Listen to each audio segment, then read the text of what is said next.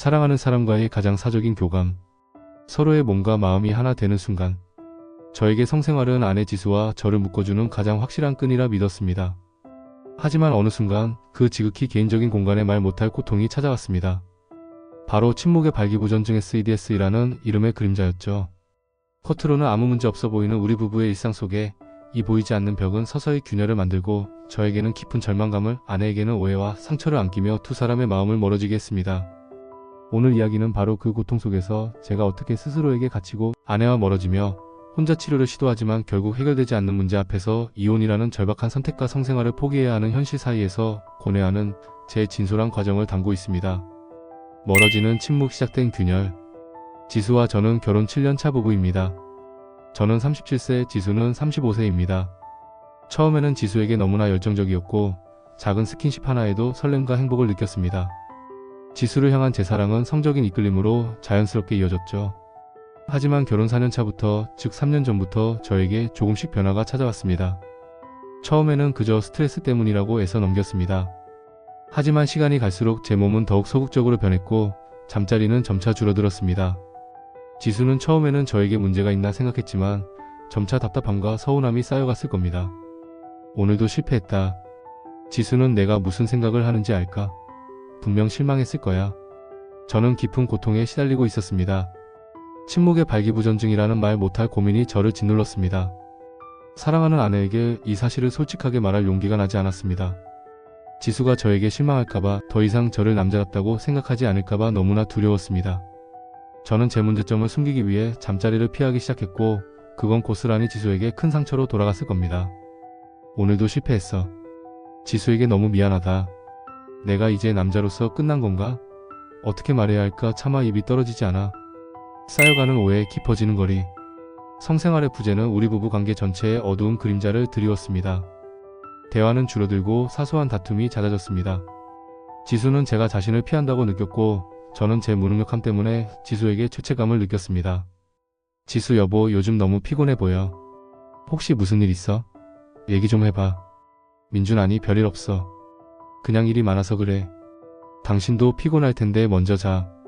지수는 제가 자신에 대한 애정 부족 때문에 변했다고 오해하기 시작했습니다. 그녀는 불안감과 함께 버림받는다는 느낌을 받았겠죠. 저는 그런 지수를 보며 더욱 괴로웠습니다. 요즘 민준 씨가 나를 피하는 것 같아. 잠자리도 아예 없고 내가 매력이 없어진 건가 봐. 이렇게 멀어지는 게 너무 두려워. 저는 제 문제를 숨기기 위해 더욱 노력했습니다. 지수의 사랑을 잃을까봐, 스스로의 자존심이 무너질까봐 두려웠습니다. 밤이 되면 더 늦게 잠자리에 들었고 지수가 잠들었는지 확인한 후에야 침대에 눕곤 했습니다. 이런 제 행동은 지수의 오해를 더욱 깊게 만들었을 겁니다. 해결할 수 있을까? 지수가 알게 되면 얼마나 실망할까? 차라리 내가 없어지는 게 나을지도 몰라. 혼자만의 싸움, 그리고 깊어지는 병. 지수에게 차마 말할 수 없었던 저는 혼자 이 문제를 해결하기로 결심했습니다. 인터넷을 뒤져 비뇨기과를 검색하고 몰래 병원을 찾아갔습니다. 의사 선생님은 제 증상이 침묵의 발기부전증의 전형적인 증상이라며 약물 치료와 생활습관 개선을 권했습니다. 침묵의 발기부전증은 흔한 문제입니다. 심리적 요인도 크니 스트레스를 줄이시고 꾸준히 약을 드셔야 합니다. 이걸 먹으면 다시 예전으로 돌아갈 수 있을까? 지수에게 말하지 않고 혼자서. 저는 지수 몰래 약을 복용하고 생활습관을 바꾸려 노력했습니다. 하지만 기대했던 변화는 찾아오지 않았습니다. 몇 달이 지나도 또 몇 년이 지나도 제 몸은 저의 의지대로 움직여주지 않았습니다. 침묵 속에서 저 혼자 이 병과 싸우는 시간은 저를 더욱 지치고 외롭게 만들었습니다. 지수에게는 요즘 피곤해서 그렇다, 일이 많다는 핑계를 대며 잠자리를 피했습니다. 그녀의 걱정스러운 눈빛을 볼 때마다 죄책감과 무력감이 저를 덮쳤습니다. 오늘도 실패했어. 지수는 내가 얼마나 노력하는지 모를 거야. 아니, 알 필요도 없어. 이 병은 저 혼자 감당해야 하는 짐이니까. 터져버린 감정, 그리고 용기 있는 고백. 참다 못한 지수는 결국 저에게 쌓아뒀던 감정을 터뜨렸습니다. 오해와 서운함, 그리고 버림받았다는 상실감이 폭발한 것입니다. 여보, 나 요즘 너무 힘들어. 우리 사이에 도대체 무슨 문제라도 있는 거야? 당신은 왜 자꾸 나를 피하는 거야? 내가 싫어졌어. 내가 언제 당신을 피했어? 당신이 너무 예민한 거 아니야? 그냥 피곤해서 그런 걸 가지고 뭘 그렇게 유난이야. 유난? 우리가 부부가 맞기는 해? 잠자리는커녕 제대로 된 대화조차 없잖아. 당신은 나에게 아무것도 말해주지 않아. 차라리 헤어지자. 이렇게 사는 건 나에게 지옥이야. 뭐라고? 헤어지자고? 당신은 지금 그 말이 쉽게 나와? 지수의 헤어지자는 말에 저는 큰 충격을 받았습니다. 그 순간 저는 더 이상 제 문제를 숨길 수 없다는 것을 깨달았습니다. 사랑하는 아내를 잃을지도 모른다는 두려움이 엄습했습니다. 지난 3년간 혼자 끙끙 앓아왔던 제 고통을 이제는 털어놓을 수밖에 없다는 것을 직감했습니다. 미안해 지수야. 사실은 나에게 문제가 생겼어. 내가 침묵의 발기부전증이야. 3년 전부터 혼자 병원도 다니고 약도 먹고 어떻게든 해결해보려고 했는데 그래서 당신을 피했던 거야. 실망할까봐, 내가 남자답지 못하다고 생각할까봐 너무 무서웠어. 제 고백에 지수는 예상치 못한 진실에 혼란스러워 보였습니다. 분노와 서운함은 일순간 사라지고 저에 대한 안쓰러움과 함께 그동안의 오해가 풀리는 복잡한 감정이 밀려오는 듯 했습니다. 그녀는 제 손을 잡아주었습니다. 그 따뜻한 온기에 저는 참았던 눈물을 터뜨렸습니다. 끝나지 않는 고통, 깊어지는 절망. 지수에게 제 병을 고백한 후 우리는 함께 이 문제를 직면하기 시작했습니다. 지수는 제 고통을 이해하려 노력했고 저는 그녀의 지지 속에서 더 적극적으로 치료에 임했습니다. 우리는 함께 비뇨기과를 방문했고 의사 선생님은 이미 혼자서 많은 치료를 시도했음에도 증상이 지속되는 것에 안타까워했습니다. 침묵의 발기부전증은 치료가 쉽지 않은 경우가 있습니다. 특히 심리적 요인과 만성적인 스트레스가 복합되면 더욱 그렇죠. 꾸준한 노력에도 불구하고 호전이 더딘 상황입니다. 또 실패했어. 지수와 함께 노력했는데도 왜 나만.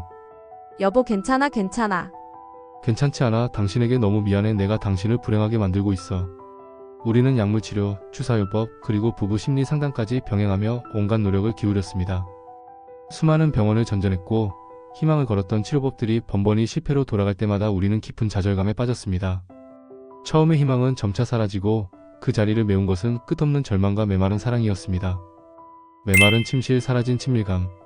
침실은 더 이상 사랑의 공간이 아니었습니다. 저는 밤이 되면 더욱 예민해졌고 지수의 작은 손길에도 움찔하며 피했습니다.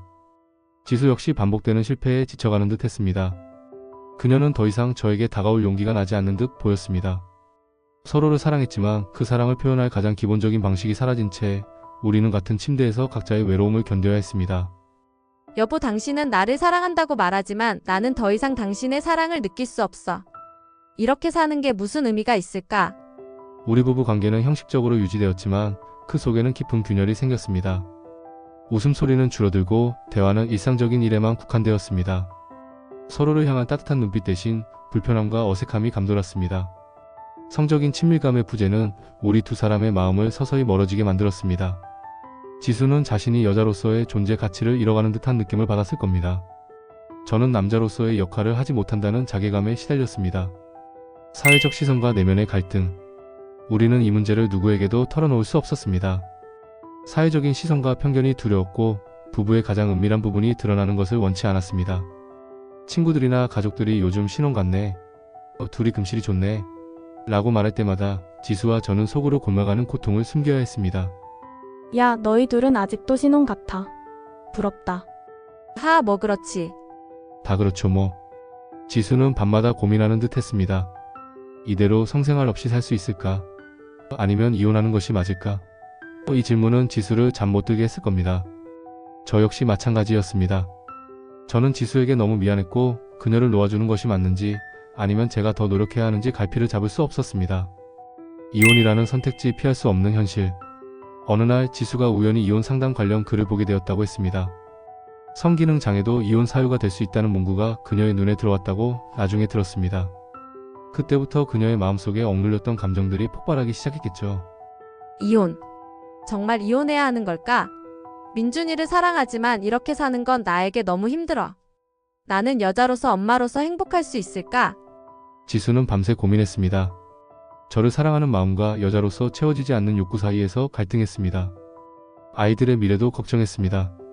이혼이 아이들에게 상처를 주지 않을까? 하지만 이대로 불행하게 사는 것이 아이들에게 더 큰 상처가 될 수도 있다는 생각이 들었겠죠. 그녀는 결국 변호사와의 상담을 예약했습니다. 저 역시 지수의 변화를 감지했습니다. 지수가 저에게서 멀어지고 있다는 것을 직감했고 이 관계의 끝이 보인다는 두려움에 휩싸였습니다. 저는 지수에게 정말 헤어지고 싶냐고 물었고 지수는 눈물만 흘렸습니다. 이혼인가 포기인가? 끝나지 않는 거네. 우리는 이제 피할 수 없는 현실을 마주했습니다. 침묵의 발기부전증이 해결되지 않는다면 우리는 이혼을 선택하거나 아니면 성생활을 포기하고 부부관계를 유지해야 했습니다. 이 선택은 우리의 남은 삶을 송두리째 바꿀 결정이었습니다. 지수야, 정말 이혼해야 하는 거야? 내가 노력해도 안 되는 걸 어떻게 해야 할지 모르겠어.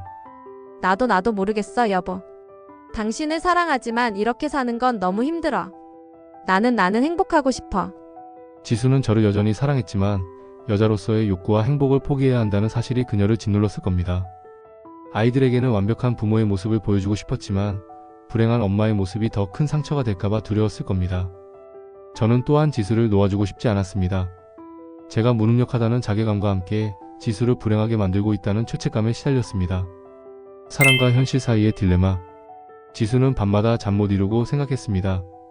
이혼하면 정말 행복해질 수 있을까? 아니면 더 큰 상실감에 빠지게 될까? 민준이 없으면 나는 과연 혼자 아이들을 잘 키울 수 있을까? 그녀의 머릿속은 복잡했겠죠. 저는 지수에게 다른 어떤 방법이라도 찾아보자. 우리 헤어지지 말자고 애원했습니다. 지수가 저에게서 떠나면 모든 것을 잃을 것 같았습니다. 우리는 서로를 마주보며 울었습니다. 사랑하지만 해결되지 않는 문제 앞에서 무력해지는 자신들을 보며 절망했습니다. 사랑만으로는 정말 모든 것을 이겨낼 수 없는 걸까? 이 고통을 안고 평생 살아야 할까? 아니면 이 사랑을 포기해야 할까? 답을 찾을 수 없어. 미결의 질문, 고통 속의 선택. 이 영상을 보고 계신 분들 중 혹시 저처럼 침묵의 발기부전증 SEDS로 인해 말 못할 고통을 겪고 있나요? 혹은 배우자의 문제로 인해 관계가 멀어지고 이혼이라는 절박한 선택과 성생활을 포기하는 현실 사이에서 고뇌하고 있나요? 우리는 혼자가 아닙니다. 이 문제는 많은 부부들이 겪는, 그러나 쉽게 말할 수 없는 아픔입니다. 어떤 선택이 우리에게 그리고 우리 가족에게 최선일까요? 이 질문에 대한 답은 오직 우리만이 찾을 수 있습니다. 하지만 그 과정에서 혼자 힘들어하지 마세요. 당신의 고통은 결코 당신의 잘못이 아닙니다. 당신은 충분히 사랑받고 존중받을 가치가 있는 사람입니다. 우리의 진짜 행복은 어디에 있을까요? 우리의 이야기는 아직 끝나지 않았습니다. 이제 당신의 차례입니다.